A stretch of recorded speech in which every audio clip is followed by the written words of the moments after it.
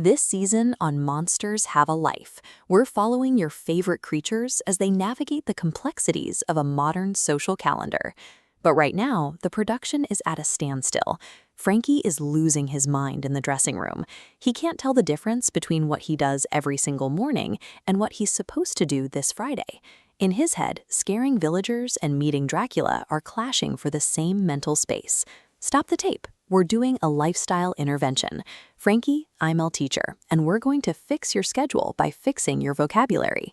Managing a life this chaotic requires a clear linguistic distinction. You have to be able to separate an unchanging daily habit from a locked-in future plan. Let's audit the weekly block. We'll isolate Monday through Friday to see the underlying structure of Frankie's week. This is the cycle. Every day, Frankie wakes up at 4 p.m. He drinks swamp coffee. He scares the villagers. These actions are fixed. They happen without fail every 24 hours, making them the permanent baseline of his week.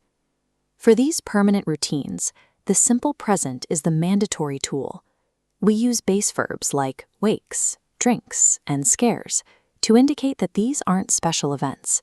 They are the standard settings of his life. Using the simple present defines these boundaries. It allows Frankie to identify his daily commitments, so he knows exactly where his free time actually begins. Now we look at the weekend.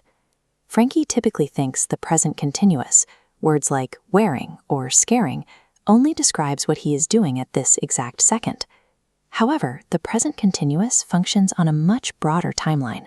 Its meaning shifts based on the specific instructions you give it. Look at the formula. We have the subject and ing verb, but watch what happens when we attach next Friday. By adding that specific time, Frankie is meeting Dracula becomes a confirmed appointment. It's a verbal lock on a future event.